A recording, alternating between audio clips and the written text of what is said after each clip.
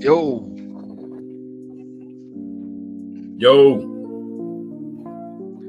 yeah, man. You saw I posted the link out there, right, on yes, Facebook. sir. Yes, sir. Oh, okay. No, oh, okay. We got it out there. Yeah, I put it out there on Facebook, and also I sent it through the text. Yes. Let's go. Let's go.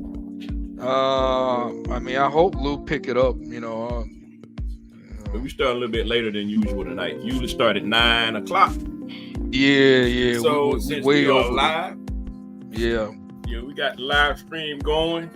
So everybody bear with us. I'm on camera right now, but you can catch us on our YouTube channel. Links are on Bread and Hover Show group page. If you're not a member, become a member of Bread and Hover group page on Facebook, or you can catch the Bread and Hover show page on YouTube. Become a member. Click subscribe. It's free. And so, hey guys, we want to welcome everybody to the show tonight. Normally we're on a different platform that shall not be named. We're not gonna give them that much credit. We were with them for a long time. Yeah. But they sometimes, they don't appreciate customers. Customer appreciation. When we need them, we win a bind, they were not there for us. So only so many times you're gonna do that to us. Right. Yeah, we're not gonna give them a chance to do it to us. So we got a new home here on StreamYard, which is been around for quite some time, and so we're trying to feel our way through. I mean, after you've been in a relationship with another platform for so long, you're used to the nuances, Right. and so now we're just trying to get used to the new nuances of StreamYard and and posting and people seeing us sometimes you see us, sometimes you don't. And so bear with us as we go through some minor growing pains, but it's still your boys, the Bread and Hope Show, based in Atlanta, Georgia. Absolutely. Talking about sports and everything that's hot in the community. And we are here normally from 9 p.m. to 10 p.m. every Wednesday evening. So join us, speak on it. Hope. Yeah, I just want to start off by saying, as always, we thank our listeners and new listeners for checking us out, supporting the Bread and Hover Show over the years. And, we're still trying to work out the kinks a little bit with the new platform, but I think we're on the right track. As always, want to give a shout out to the Enhanced Sports Show. Lou, hopefully Lou will be joining us, but if not, we always got to give him a quick shout out. I also want to give a shout out to my brother and his co-worker Sylvester. They tune in weekly to us, Bread, and I always try to give them some shouts. Yes, sir. Thank them for supporting the Bread and Hope Show each and every week. Yes, sir. And yeah, you can also check out our website, www.sportsandbrews.com. Yes, the website is still in business. There are some things I'm doing to the website, Bread, just trying to, get it to look a little bit better. But appreciate it. But yeah, outside of that, it's still there. So, and as Bread mentioned, we got a Bread and Hover Show Facebook group. You're welcome to join us on Facebook. Just hit us up and we'll take care of you. And on that note, Bread, I guess that's about it, man. We go ahead and get on into it. Interesting, man. Interesting enough.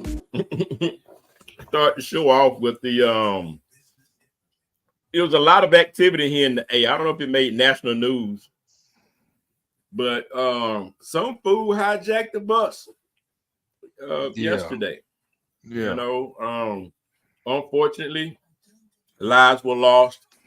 I think it was an argument that started in, a food court downtown and escalated, and Ended up getting onto the bus. It wasn't a MARTA bus. It was the Gwinnett bus. I forgot the name of it, but it's the Gwinnett The Transit. the Gwinnett County Transit bus. Mm-hmm. They have a transit bus that goes out from Gwinnett that takes people to work. Actually, that's what it is. It's a bus that has a schedule where it goes different routes in Gwinnett County, and if you're there, you can get a ride straight into Atlanta. Yep. So yeah, that's what the bus is. Yep. And so, the thing that's crazy, I mean, it's something that's just so random. It's not like, buses get taken hostage on the regular here in the A. It just, And so we heard about it at work around 2:30. And, and we're talking to the police at work, and we hearing their conversation. They're like, shots fired. He's oh, man. So the speculation started running at that point. But we knew they got on those who know Atlanta, who's listening to the show, who went from downtown and went on I-85 going north. And so he got off on Jimmy Carter for whatever reason. And the guy was, the bus driver was held at gunpoint. So he didn't have a choice but to just go. His life is in danger. So you do what you're told and hope you just live through the moment and through the day. And interesting enough, he turned on Jimmy Carter off of I-85 going south.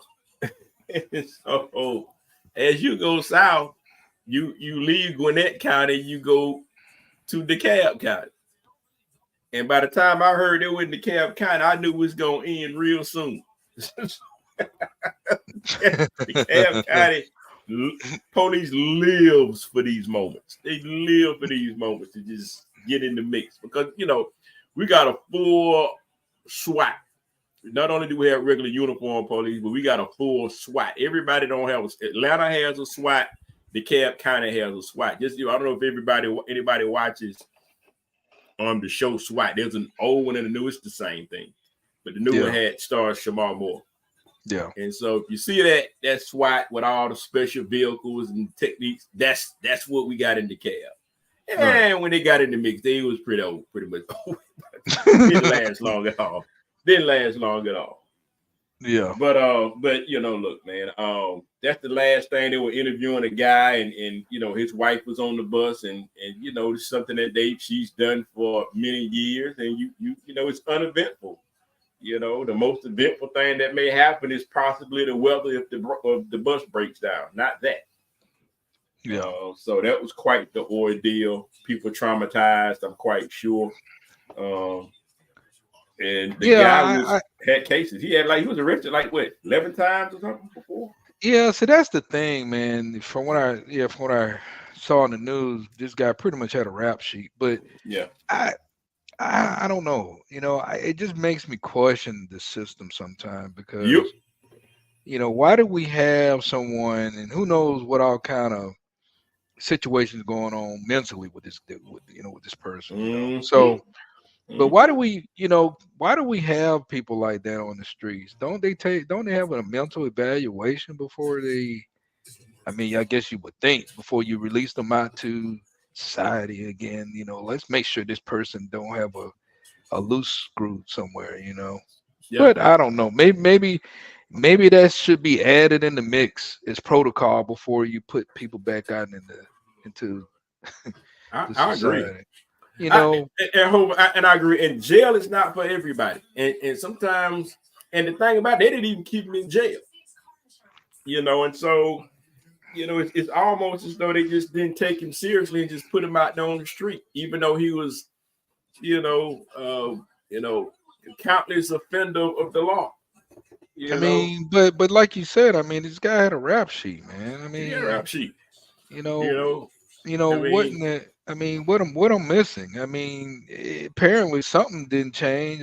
I don't know. Maybe he fooled the masses. For all I know, maybe he's that type of cat.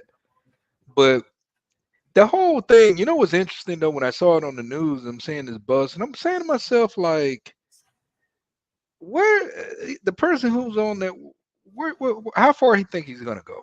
I mean, it's kind of like we already know the worst case. We already know how this is gonna end, right? It definitely not gonna end where he goes out and ride out in the sunset. No, that's not gonna happen. But somebody that got illness like that and something already, he was already set off before he got on the bus because he absolutely. There's an argument, and but how does he have a gun? Which is that's thing. That's a whole nother and so that's a whole nother thing in terms of gun control. But the thing about gun control, the problem is people like that get guns illegally. That's the problem. And so gun laws, affect people that are trying to do the right thing. Okay. And it makes it harder for people that are trying to do the right thing, because people that are doing the wrong thing, they don't care about the laws. It don't affect them because why? They don't go to venture outdoors, or they don't go to, Bass Outlet or Bass whatever. They don't go to the regular gun shops to get guns and go through all that paperwork. They don't do that. They go to underground where they sell guns underground to get weapons. That's what somebody knows somebody, and they get weapons. That's how they get them. And so that's where the law needs to be challenged in terms of that underground, not the people that are trying to do it the right way. Because when you talk about gun control, that stuff is political, highly sensitive, and it's just really focusing on the wrong thing because people are trying too much to make it a political thing, and it's become so political to where you miss the point. So yeah, I agree with you, Ho. You hit the nail on the head in terms of mental illness. I don't think that as a country we put enough resources into mental illness.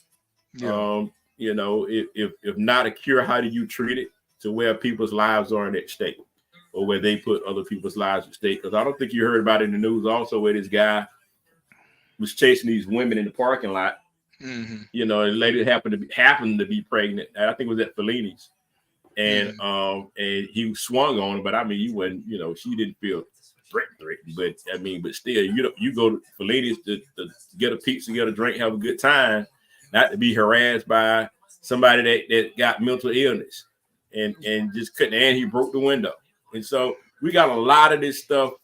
People without homes on the street. We got a lot of this stuff going on in society where we're just not putting enough resources into it to making sure that they are safe and people are safe from it. And I'm gonna end it on this note so we can get on into what we really the real business. Yes, but I do think there's got to be some kind of legislation, I think, that has to go into place to deal with people who have mental illness on the streets. And I don't mean, and seriously, I don't mean that to be mean, but at the end of the day, when someone has mental illness, you don't know the level. We don't know the levels of that. It could be at level 1 and it can go to level 5 to the extreme, probably easy. You know what I'm saying? And I just think that we need to have some kind of way to have some kind of legislation to where if we have people on the streets that, we have when I say people, we have the police on the streets, and we're seeing people on the streets that may have mental situations. We do need to take them off the streets and maybe just put them somewhere, for evaluation. That's what I think. We shouldn't just walk past. Oh, well, that person just crazy. They ain't gonna bother nobody. I don't agree with that. Yep.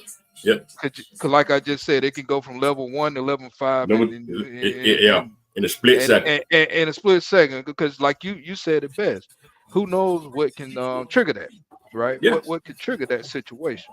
Yep. Because we don't know. We don't know. And all we know is we got a situation.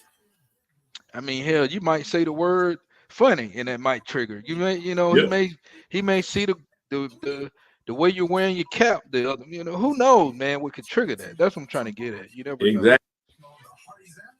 Exactly. But yeah, that's on Okay, a let's lighter go. note, Yeah, yeah. on a lighter note, man. Father's Day's right around the corner.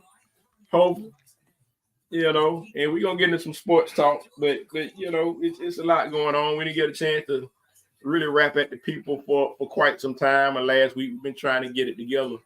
But with Father's Day around the corner, man, what is one memory you have about Father's Day? Oh man, that's a good question, I know you man. got many, but what is one that Yeah, kind of yeah, I do. stands out? Yeah, I do have many, but I think for me, probably the one of the biggest one that stand out the most for me is my family, we had rented out Lake Sofsky Mm, one time for to celebrate my dad the Father's Day, and man, we had a DJ, we had mm, food, just a great time, man. And my dad was not even aware that all that was going down. You know what I'm saying? mm, So just to see him blown away, to see everybody, and we was out with the weather cooperated. That was probably my best memory as far as a Father's Day, having a mm. good time with him, seeing him really enjoy himself. So that's probably my best memory that I can think of, Brett. Yep, yep. Um, I didn't grow up with my father, so I don't have a lot of memories. But Understand? Yeah. but but most of my memories was when I got older and became an adult and got to know him better, and we got to know each other a little bit better. And I guess one of mine was that when I graduated from Morgan State. So I graduated, got my master's up there, and I didn't know if he was gonna show up or not, but he showed up. So my Yeah. mom, yeah, my grandmama, my uncle, his brother, and his wife, my cousins, those kind of people. And so it was real big. Cause my grandmama made it too, and my aunt. And so my grandmama made it up from Macon, right? Yeah. Grandma, my mama made it up from Macon. So I had a contingent, I had a Macon crew. Yeah. And my dad, I didn't know if he was gonna make it, and he made it. Right. And so that was not only did he make it, he showed out. That's the last, and we all took a picture. And you never know. That's why it's always good to take pictures, because the last time I saw him alive was at my graduation, Right. right? Right. And so I got a picture with him and all the family and everybody with that. And he took everybody out to eat at Golden Corral. So I think it was Golden Corral, Right. Right. the buffet little joint up there. But the thing about it, we went there, that was one of our favorite spots, me and my partners up there. And so we ate and everything like that. And he took us here, everything's on me. I ate for everything for everybody. Everybody had a good time till everything was on him. Right. And Right. we just had a chance to have a man-to-man conversation, real good conversation, man-to-man, father-to-son conversation, and about moving forward. It's just stuff, and it was a really good conversation that we had that meant a lot to me. To where, we had a chance to kind of start a fresh, start anew. It's not like it was bad, but you can't go back on the past. All you can do is control the future and how Right. you treat the future and how you nurture relationships and moving forward. And that's what we did. We made a pledge to do that. And so that was one of the moments that was that I remember most. And that was really the last time I didn't know it at the time, but that was just the last time I spent time with him, in person. So Right. that's why a lot of times, man, you know, you know, whatever chance you get to visit your folks, man, just make the most of the present. Tomorrow is not guaranteed to none of us. And so, when you spend time with the fam, it's just make the most of it. Just make the most of it. So that was one of mine, man. Yeah, man. Absolutely, Mother's man. Day coming around the corner, and you and I both got families, and we are fathers ourselves. Right. Right. And so that's kind of a different thing, have been for a little while, and so that's good to just be in a position where you could help, and in whatever way that you can help them move on and whatever, whether big or small or in between. Yeah, man, no doubt. I mean, you know, like you said, you and I both, now we have our own families, and we're fathers. And I got to tell you, man, it's in so many ways.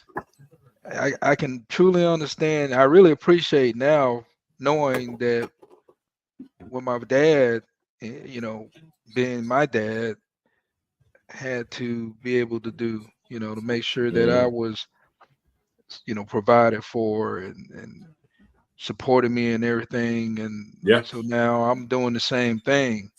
yeah. And man, I mean, like I said, man, I love being a father.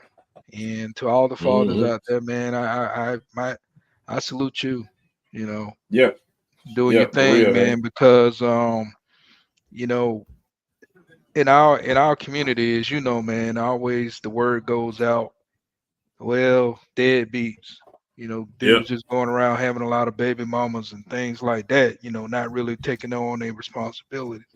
yeah. So I salute the fathers out there, man, that are taking care of their responsibilities, Oh yeah, no doubt, for no sure, doubt about that.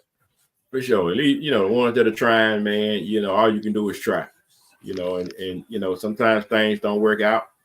But between mother and father, whatever. But at least be a father to your child that you had with that relationship and do the best you can You know, with that. no doubt. And in sport, I just talked to sport. Yeah. He's a big listener of the Bread and Over show, Yep. and you know, the first thing he told me for this coming up weekend is, hey, I got to be there for my son this Father's Day Yes, week. sir. I didn't. It was like I didn't even. It was just like he just put it out there, like, hey, I'm like, what's up for the weekend, man? I got to be there for my son, and There so you go. There you go. big shout out to sport, man, for Big just shout out to just sport, man. And just yeah, being one of just being just being that super dad, and super dad, regardless, man, always been in the sun, like yeah, always. so man, Good I deal, salute, man. I Good deal. salute you. Yeah, no doubt. Salute, man. Look, man. A funny note, man. Joey Chestnut, man. I don't know if you heard, but Joey Chestnut. He's a natural part of the 4th of July is grilling and apple pie. And so he is one to pass. I don't know 103 competitions in the hot dog eating contest. Yeah, And so he's won all of them for a number of years, hadn't lost. And right. so, and I think he holds like the top 10 records or something ridiculous. He holds all the records, beat his Right. own records. But I'm hearing that he is banned from competing due to the fact that he's representing another hot dog company.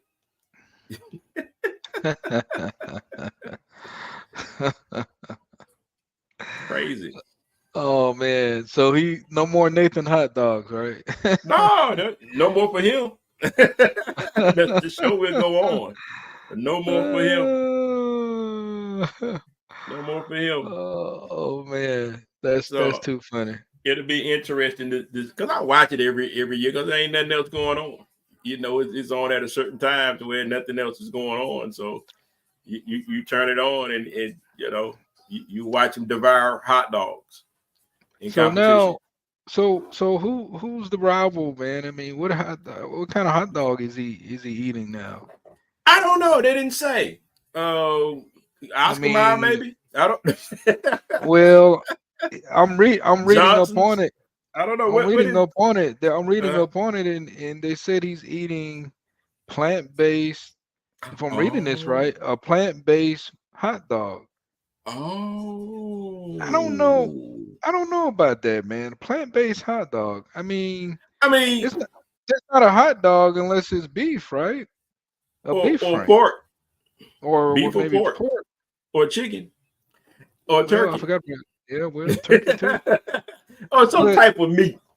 some But type I'm of just meat. Well, but you know, Hova. plant-based hot dog. Well, look at it this way, Hova. Have you ever tried an Impossible Burger? Yes, I have. Plant-based stuff. That ain't real meat. Yeah, I mean, have you tried it? Yeah, I love it. I go to Grindhouse. Grindhouse has the best Impossible Burger. I think Big Daddy's has got a good one too.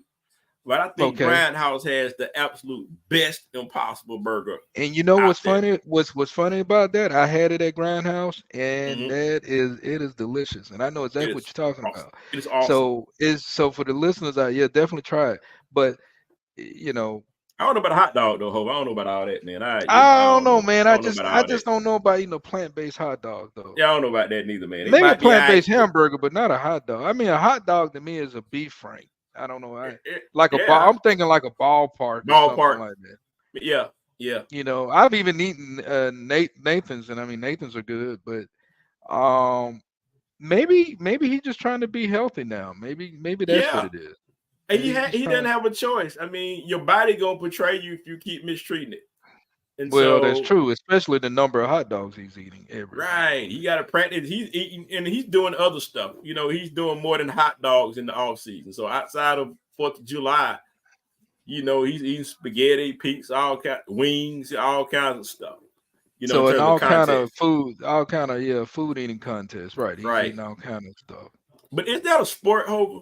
Because the thing about it, you know, he'll say, well, he's not a fat guy.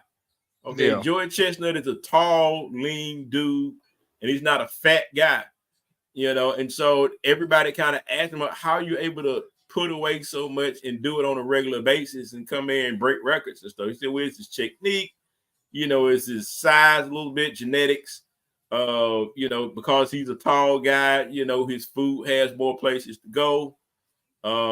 He talks about his jaw, to where your jaw has to be a certain whatever to devour it and get it down. There's a whole technique behind it, that he's not eating to eat for taste. And so there's a whole technique behind it. And when it's all over, you know, of course he feels like crap when it's over, but you know, when it's over, you know, it has to leave. And he talked about that process of you know, letting it go out to shoot, you know, both ways, you know. And so that's like, you know, that's just what he does. But you kind of got to figure that after so many years of doing it, you know, once you get up in age, man, that just cannot be good for the body.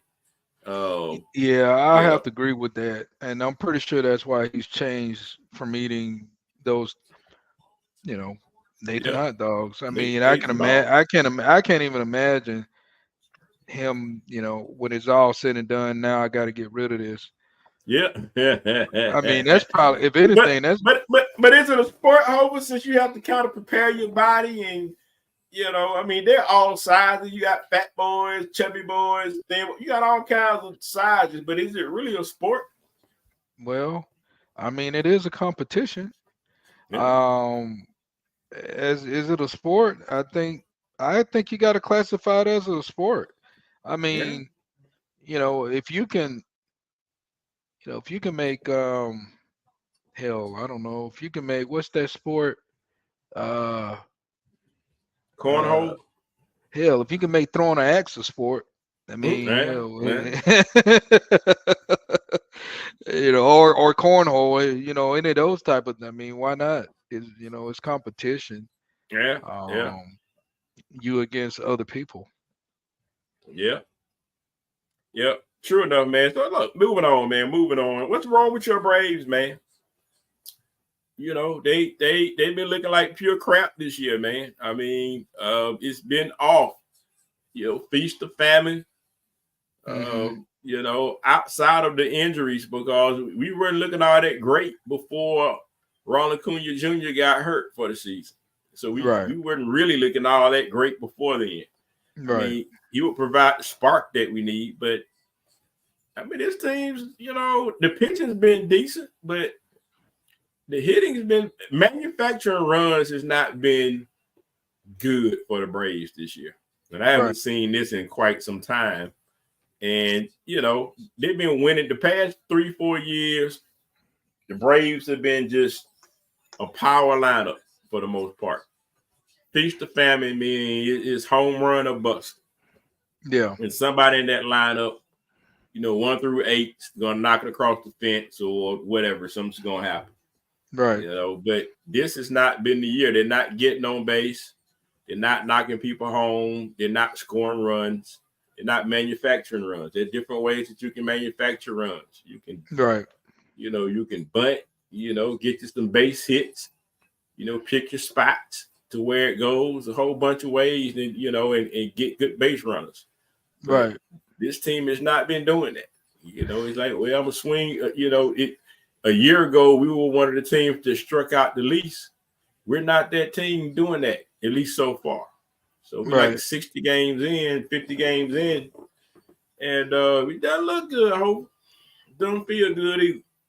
I think it's Ron Washington. I think Wash is gone, and I think the Ron Washington was the secret sauce to the Braves winning. What say you? Yeah, there may be some truth to that. I think the Braves, some key injuries, of course, Ronald Acuna. Again though, Brad, I mean, the baseball season is so damn long, and we could be talking about this now, and then later on, next thing you know, they playing for the World Series. So Yeah, I think they're gonna eventually get out of this rut. I mean, it's probably good that they're going through what they're going through right now. Then later on, latter part of the season. mm-hmm. So let's just go ahead and get all this, craziness, inconsistency stuff out the way, and then let's get some real baseball. Now, I do think they're gonna have to make some moves, which I'm pretty sure they're already trying to put some things together. Get this team to where it needs to be. Yeah.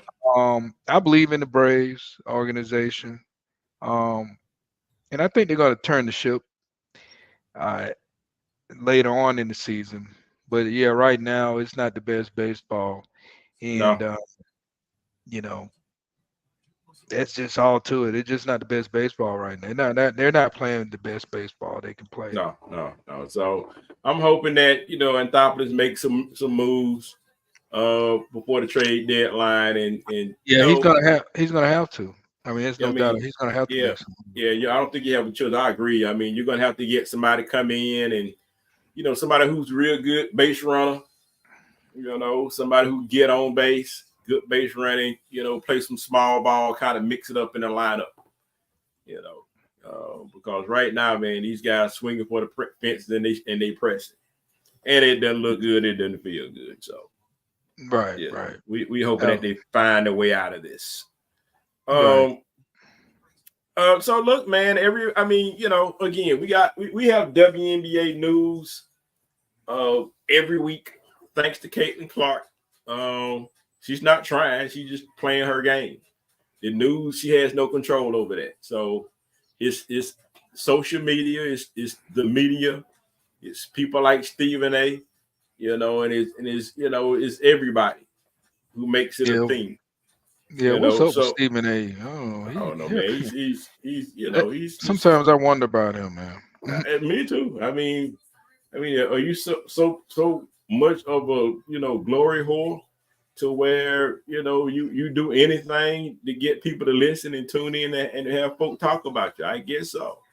Well, that's the name of his business. That's his brand. I mean, he has his own podcast. It's unfiltered. Right. I don't know if you watched it, but every blue moon, I did watch it when he had Words for Whitlock. I did enjoy that from Stephen A. Yeah, well, I watched the one when I watched when he had the Words for Diddy, but yeah. So look, man. So Caitlin Clark, she does not make the U.S. Olympic team. And so a lot of her fans are up in arms about that, and a lot of media people are up in arms about that because that doesn't give them as much to talk about, obviously. And so, people are in their feels about this, man. They're like, hey, women's basketball is really missing a great opportunity, to continue to shine the light on women's basketball by having her there. And she should be on the team. But the selection committee for the women's national team is like, look, nothing has changed the way they pick the team. They don't pick the team based on likes and the media and social media and all that kind of stuff. They pick the best team. She's a very talented player, but of the best women that they choose to play on this team, she is not one of them. She did not make the cut. But I think she is an alternate. So if somebody's not able to make it or drop for whatever reason, she may be the next alternate that's up. But yeah, she didn't make the team, and that's that. They're going to move on. And so there's a lot of pressure for the U.S. women's national team for her to take somebody's spot. And they're like, oh, hell no. We're not giving up this spot for somebody who deserves it more. So if there's a number 12 person, a number 12 spot, and she number 13, well, she's just number 13. She's not number 12. And she's going to have to wait her turn. So I thought it's very, I'm fine with it. I mean, if the women are playing, I'm watching whether Caitlin Clark's playing or not. I've been watching it long before when Caitlin Clark was in her driveway playing basketball with her pops or somebody, a little kid. Right. I was watching women's basketball. So whether Caitlin's playing or not, I'm watching women's basketball. Now I don't watch the women's game as much, at least on the pro level. I don't watch it as much as the NBA, but I do watch more college women's basketball than men's college basketball. That's a fact. So yeah. So how you feel about that, Hope? How you feel about all this Caitlin stuff? Every week it's something, for against or somewhere in between. Well, let's face it. Caitlin is she's a brand, and she comes into the WNBA, and not only she's coming into the WNBA, she's trying to figure it all out, but she's changing things in general for everybody. Chartered flights and all this other kind of stuff. So if you look at the numbers, the viewership, media loves her, man. It's just it works. I always say if it don't make dollars, it don't make sense, and she's making dollars. Look at tomorrow's game. Tomorrow's game, she's playing Atlanta Dream. Yeah, sold out. Brett, when I tell you sold, not just. The State Farm Arena is sold out, dude. You can't even get a ticket. Yeah, man. To that game. Yeah, we tried a month ago and it was sold out. Yeah, I was trying to look for some tickets myself, but hey, man, it's and when I saw the prices, I was like, whoa. So the numbers don't lie. Caitlin is making things happen, and she's going to continue to make it happen. So she's going to continue to make it rain, and so everybody, whether they like it or not, it is what it is. It is what it is, man. She's a brand. She's a brand, household brand. Little girls, different. It doesn't matter. Loves Caitlin Clark. Yeah. She got games. She can play. And she can play. She can play on any given night. Yeah, any given night. Yeah, she putting up points, man. She's obviously the Fever's best player as a rookie. No doubt she's the best player on the team. There's no doubt about that. Yeah, I'm just gonna call it the way I see it. She's definitely by far the best player on the team. I've seen enough Fever games. I've seen more Fever games this year than I've ever seen in my entire life. You and I both. So, but and you can't help but to watch it, because if you can't catch her on broad, you can catch her games on Prime. When Caitlin plays, if you can't catch her on the regular programming, you can catch her games on Prime. So they're making it accessible for the viewing audience to see Caitlin Clark. Yeah, and like I said, she's a brand, and she's making things happen, and that's not going to go anywhere. So I just think they just gonna have to live with it. And Angel Reese, she's another one. She's making Yeah. things happen too. Yes, she is, man. Good numbers So too. yeah, so they both are putting up good viewership numbers. Yeah. I mean, And it, people yeah. go ahead. I hear a lot of the Larry Bird Magic Johnson comparisons, and I get it. I get it. Because on one front, I mean, the obvious reason is you got two players that played college basketball on a very high level. One of them won a championship. Both of them have played for championships on the college level. But between Angel Reese won a championship, and she beat Caitlin Clark to get it. Okay, Right. the rivalry was there, and she let her know. Right. Okay, Right. and so they don't hate each other. They're just strong competitors, intense competitors. And so the other thing that with the comparisons about the Michael Jordan, not about the Magic Johnson and Larry Bird, is at the time Larry Bird and Magic came to the league. The league was not in a good place before they got there. They were preempting games. It was tape delay on games. Viewership was blase. They were going through, a little small, little dark period. They were ebbs and flows. And so they brought that rivalry from college onto the next level to storied franchises. Okay. One for the Boston Celtics, the other one for the Lakers. And then they ended up meeting each other like they did on the college level, on the pro level for a championship. And there was rivalry. Magic won some, and Larry won some. The matchup was always there. So the same token, you got two players on the women's level that's practically doing the same thing. Everybody wants to watch Caitlin Clark, Angel Reese games. Everybody wants to see Angel Reese come to town too. People ain't talking about that.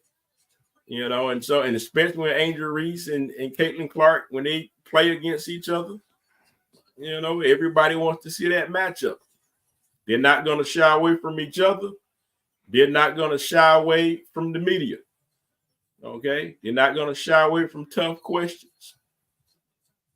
And so, look,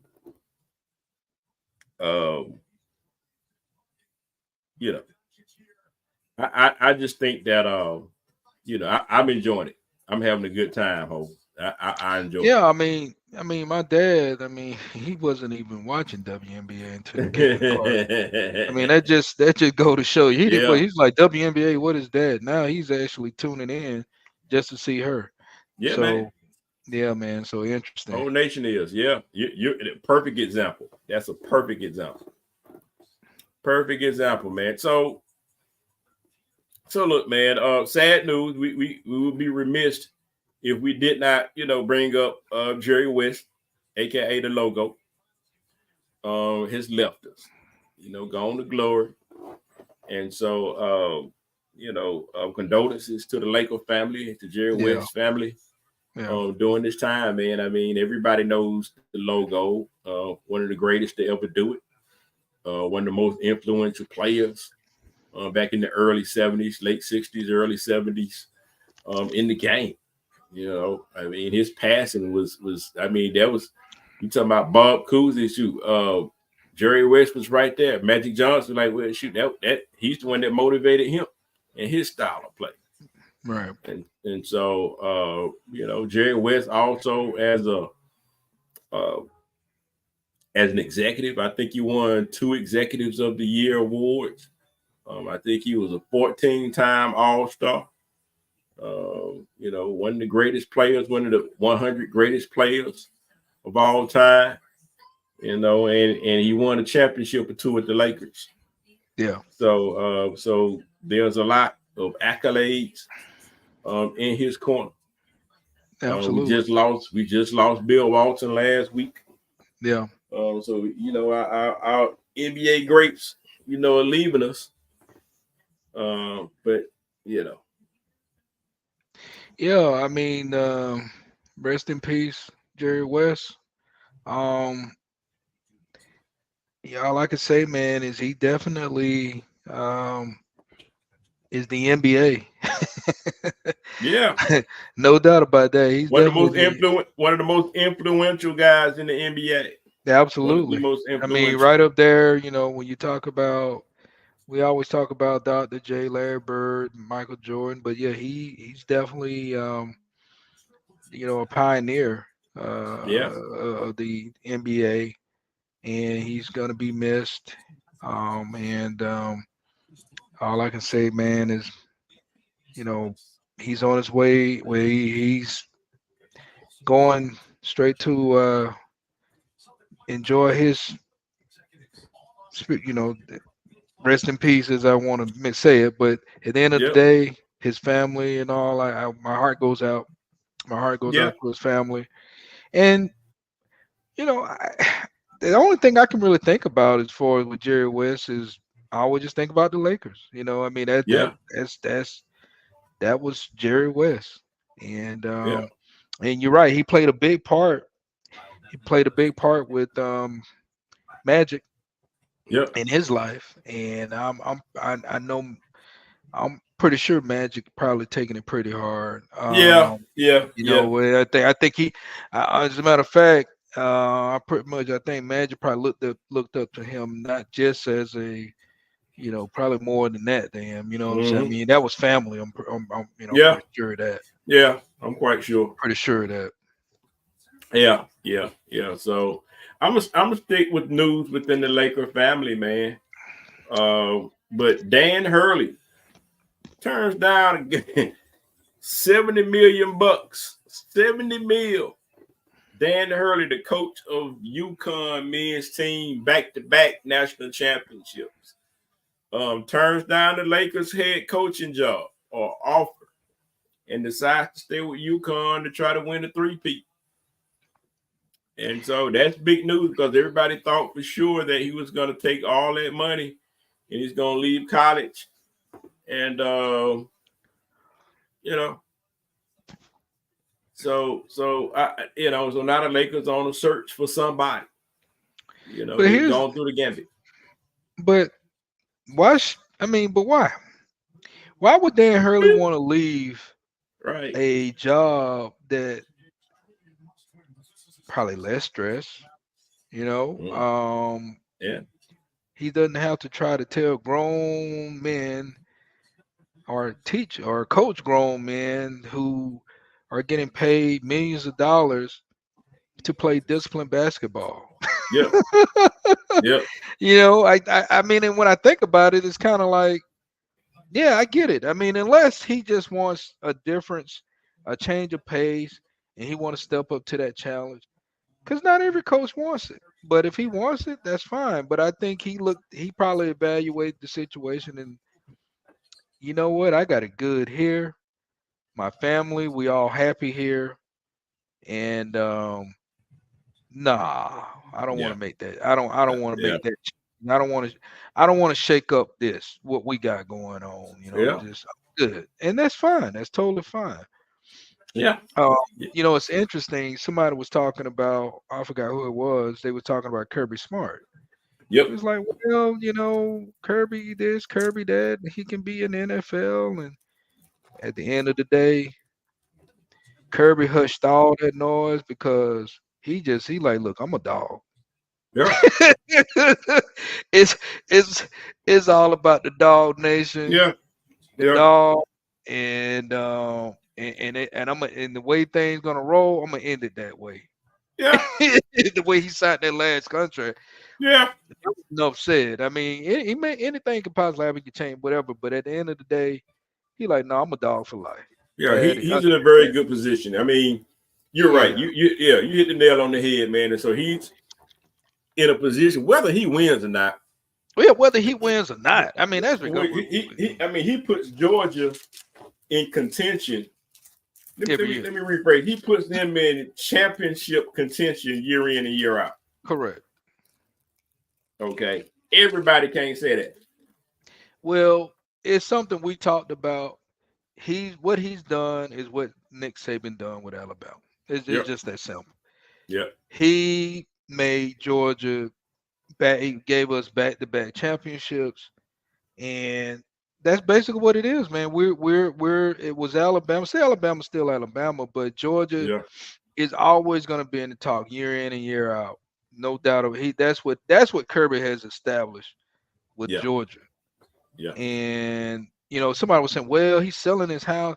Man, look, man, he just wanted a different home in another area in Athens somewhere. He's Pretty not much. going. He's not going anywhere. Look, man.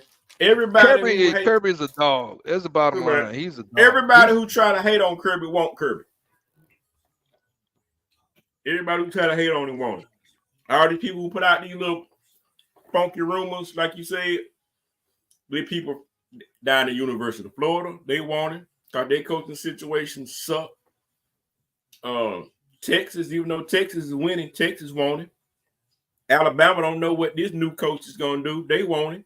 Since he used to coach down there and won championships with him. Everybody want him. South Carolina want him. Hell, and little bit known now. Ryan Day. Ryan Day's got to get it done. I mean, even though he's got an excellent record, he ain't got to work that hard. The recruits just come float to him. And so the past 3 years is set him back by losing to Michigan. So, with that said, look, man, I mean, he got to get it done, and if not, guess who Ohio State looking at? Kirby Smart. Yeah, but everybody want Kirby.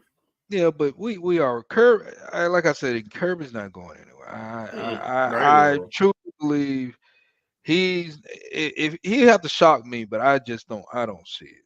No. In getting back to Ryan Day, you're right. I mean, you and I know college football is big business. These programs earn millions of dollars. Football programs earn millions of dollars. Oh yeah. And it's real easy. It's the saying is, what have you done for me lately? That's the bottom. It is not about what you did 2 years ago or it's like what have you done lately for us to win championships? Yep. And once you start coming up short, you're on a short leash. You're on the hot seat. And he's definitely on that. In Ohio State, he's definitely on the hot. No doubt about that. He's got to make it happen this year. No doubt about that. Yeah. I think you throw out who's under the most pressure. The most pressure is Ryan Day in Ohio State. That's who's got the most pressure for the same reasons that you mentioned. But here's the thing. You know what's so funny? He's on the hot seat.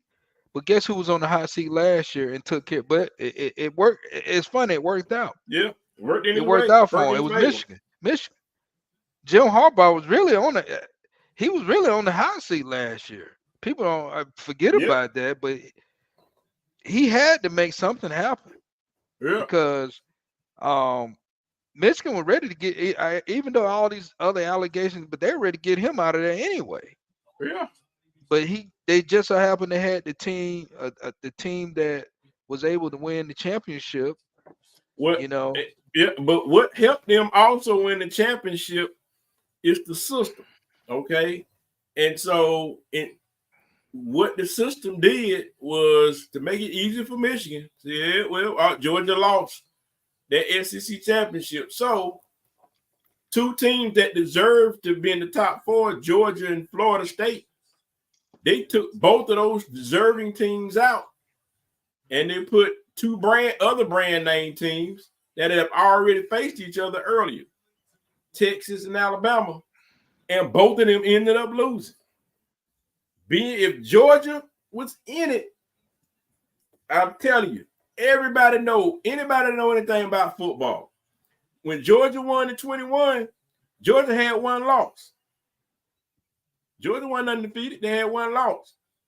Now, they were undefeated in the regular season, but they lost against Alabama, just like they lost last year against Alabama in the SEC championship, but just because they lost don't mean that they were not worthy for a national championship. Man, that was my biggest problem. Man, let me tell you, man, if they had got up in that and been in the Final Four, they would have won that championship. I can tell you that.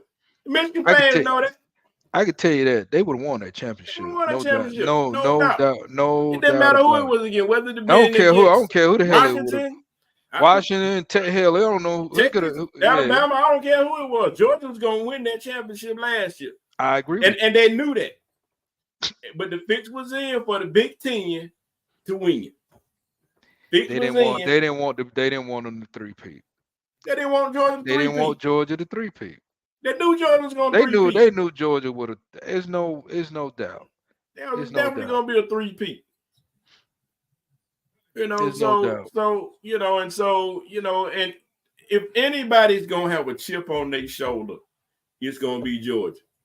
And nobody talking about it. They say, yeah, they go to number one team in the country, but it's deeper than that. It's deeper than being number one team in the country. And it's deeper than having top recruitment class. Look, man, it's about.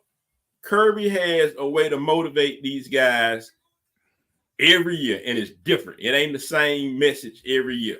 They gonna have that chip. They gonna have that chip from last year on their shoulder. But you know what? We talk about this all the time, Brad, about Georgia. I know we kind of rambling, but look at the line of scrimmage. Let's just start at the damn line of scrimmage. One thing you're gonna get with a Georgia team is that damn line of scrimmage is gonna be big. And it's going to be physical, and most teams are not able to deal with Georgia. That's really the key. Most teams are not really able to deal with that for four quarters. That's the thing. But you can tell right away when Georgia lines up on the line of scrimmage, whoever they playing, you can pretty much tell. Okay, because the size. On both side lines of scrimmage, offensive line and defensive line, we are big, man, and it's a big team. It's a big ass team, and from my understanding, and I don't have but that defense is gonna be big as hell, and that defense gonna be sick. It's gonna be serious. We're gonna see what's up with the offense, but I tell you what, that damn defense is gonna be on point. That defense is gonna be on point. Yeah, I can tell you that right away. From what I've seen, that defense is gonna be on point. Yeah, it's gonna be really. I mean, the chance if you was gonna exploit Georgia's defense last year, that was last year. Yeah, last year was the year to do it. But it ain't. Yeah, this year. This year, this defense gonna be. This defense is gonna be. Down. It's really gonna be different. So absolutely, it's gonna matter of fact, I can't wait. I just can't wait. I think the offense is gonna be good too. I think the offense is gonna be good. As a matter of fact, I think we're gonna have more of a run. I think we may have more of a running game this year, man. So running back room looks good. Running back it looks very good. It's crowded. Be surprising. So so again, man.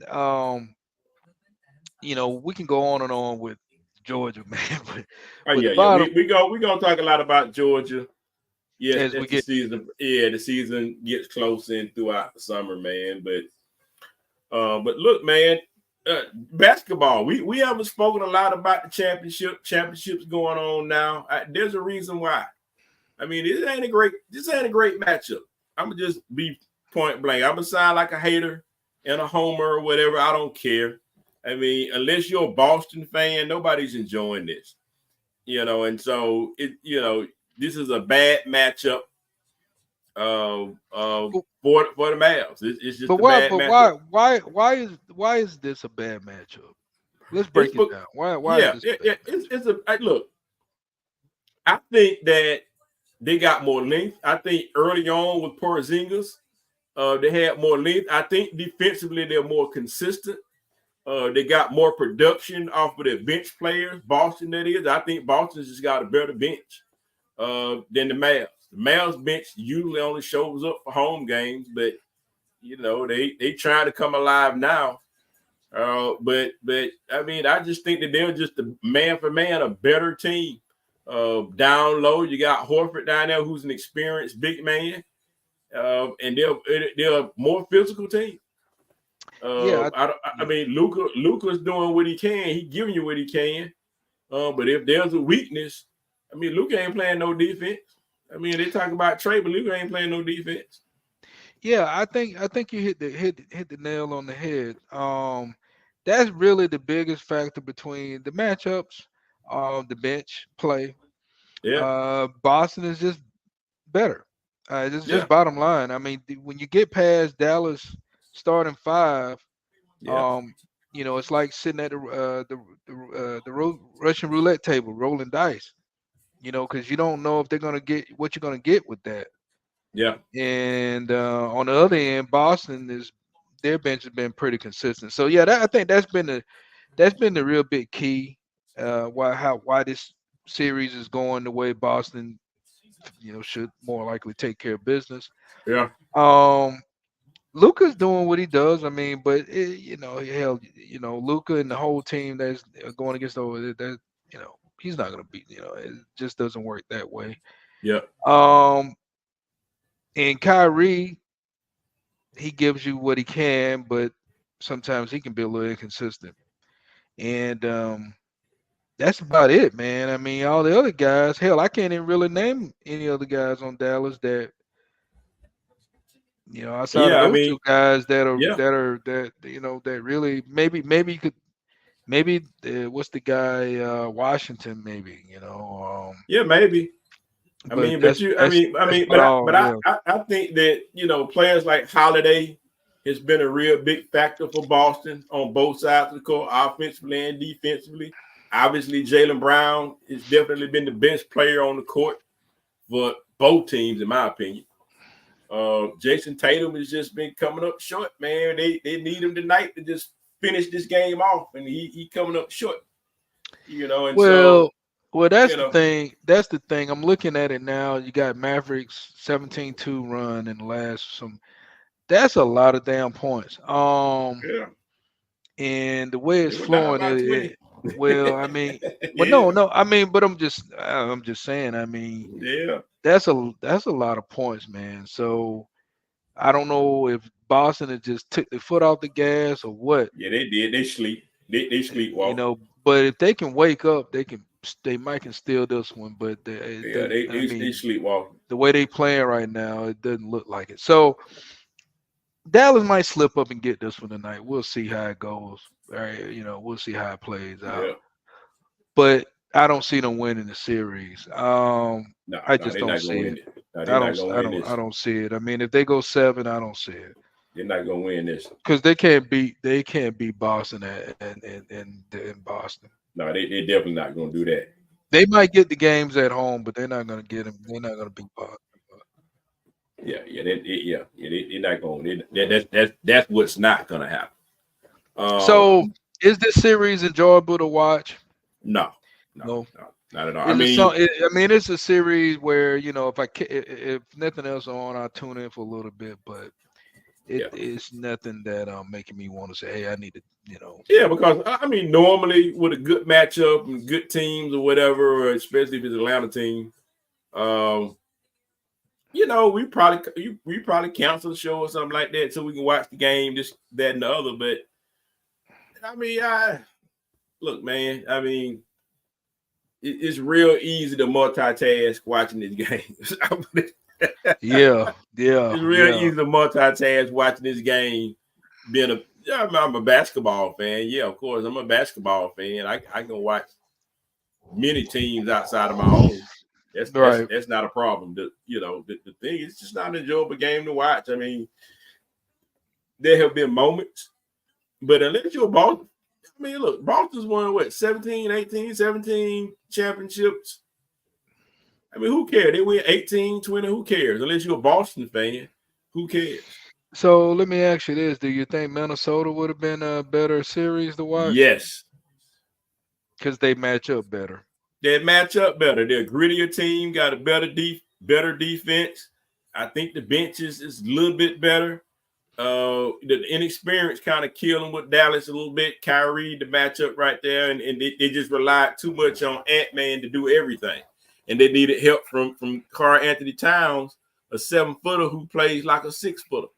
Right. So there were many problems that they were exposed on. But definitely Minnesota. I mean, with Ant-Man going against Jaylen Brown, man, that's the matchup right there. I agree. With that. I just think that was, and if Cat is on his game and plays like he's supposed to play, then Yeah, he was inconsistent in that series.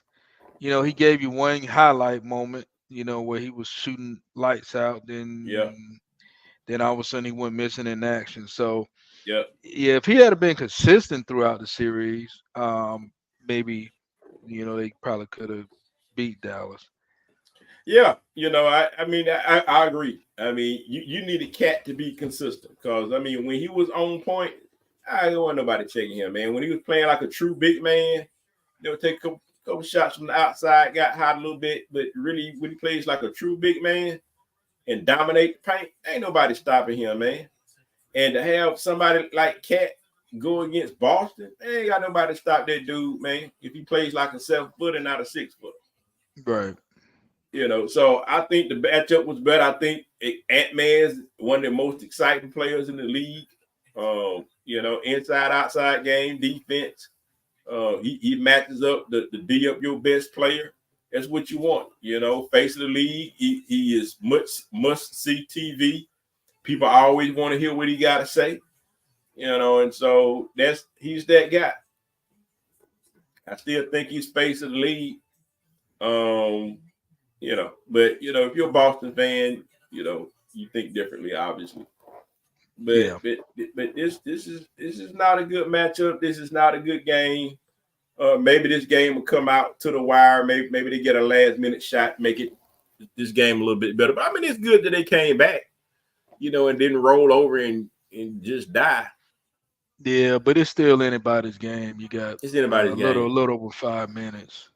So anybody's game. I'm probably saying Dallas may get this one just for the fact that Boston is not really. Yeah. But you never know, man. You never know. Yeah. But what's going to be critical is the ref. And I hate when referees become such a big part of championship games. And because what's going on is Luka is creating contact. Okay. And if he's creating the contact, players got a right to respond and play defense to a certain extent. Right. And so they got to give a little bit on both sides of that instead of just giving Luka the call. I agree with that. Because they don't want to hear him whine and cry and all that kind of stuff. I agree with that. That's just my little 2 cents on that. But I the way I see it is they call about time they call a foul on him. But look, man, I think that if Luka's a great player. I ain't gonna no deny that. He's a phenomenal player. If he plays in Atlanta, yeah, he's gonna be our best player, but he be sitting home watching championship just like Trey. And Trey will win the championship. That's the way I said. I think that if Trey went to Dallas, I think that Dallas would have done a great job in building around Trey. Better than what we've done in building around Trey. That's the discussion. It's not a Trey versus Luka. I think they're both phenomenal players. Yeah. Even if you think that Luka's a better player, Luka being a better player out of the two don't mean that we are in the championship playing Dallas. Mm-hmm.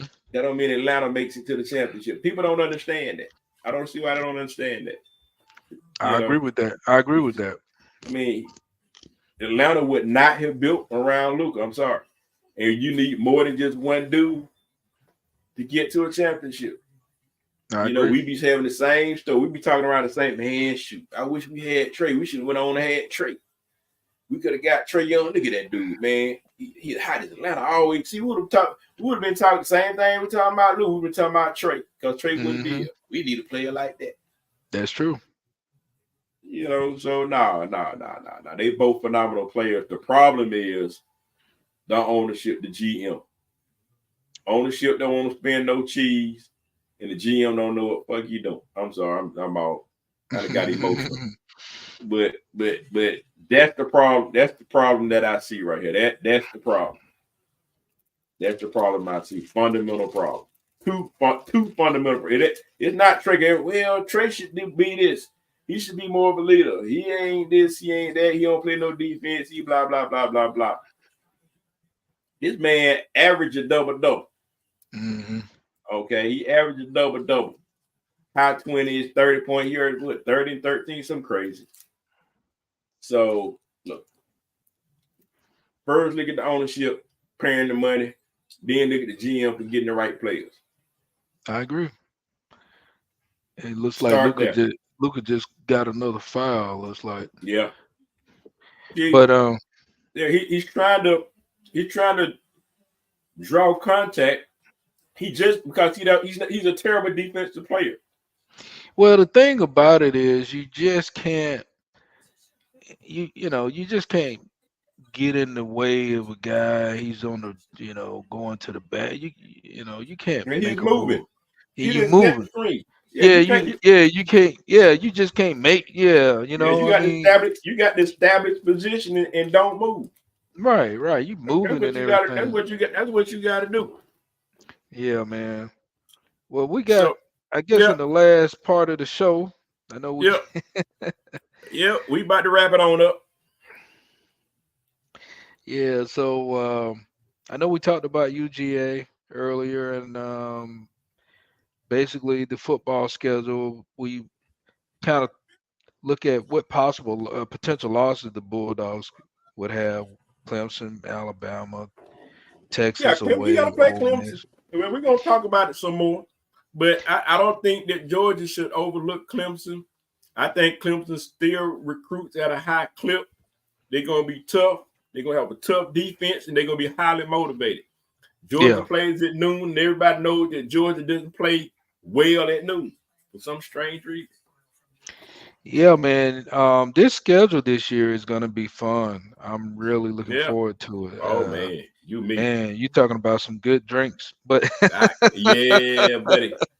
I mean, a whole lot of that and a lot of talking, man. But the schedule is very. I mean, Clemson, Alabama, Texas away, and man, this is gonna be fun. This is gonna be fun. I got Tuscaloosa circled on my calendar. Man, I can't wait till we go to Tuscaloosa, man. And I'm glad the game is away. Yeah, we need that game away. Yeah. I mean, the guy's gonna have all the motivation in the world, and it's funny, man. All of my Alabama fans is very humble right now to me. Every time they see me, they're just so humble. Yeah, man. So this is man. We definitely gonna have to hit a spot up for that, no doubt about that. Man, keep that same energy y'all had last year. I need that same Crimson Tide, Roll Tide energy. I need that energy from y'all this year. This season, I'm gonna need that same energy because they like, man, look, man, be playing y'all this year, man. Just don't make it too bad, man. Y'all, I need that smack talk. Let me know how y'all gonna beat us down like we stole something, and you playing us at home. Let me know something. That's what I want to hear. I want to hear how y'all gonna smack the Bulldogs up. That's what I want to hear. Yeah, I ain't heard none of that. And I guess on a sad note, the Georgia Bulldog baseball team, they were really making some noise for the competing in the World Series. Yeah. Basically, they dropped their game against North Carolina State. So, but hey, they were favorites, but they didn't get it done. So it's over. But anyway, I just thought I'd put that out there. But the Bulldogs baseball team were trying to make some noise. They did. They made a little noise. I mean, they found a way to host the regionals at home. Yeah. We just came up short. But they won a game or two, a game here. They did beat Georgia Tech. Yeah, they did. Yeah, they did get Georgia Tech. Yeah. That was an interesting matchup. So yeah, man. So but congrats to them dogs for being highly competitive, man, when it counted. One good note on that, man. I don't know if you saw it on the news, but the tailgate at the baseball game was, as always, very nice, like Bulldog, like how the Bulldogs do it. Yeah. There were fireballs and a whole lot of Go Dog Sick'em Roof. So yes, sir. Yes, sir. Let's go. Yeah. Anyway, man. So on that note, let's go. Go Dogs. Always go Dogs. Always. Remember that.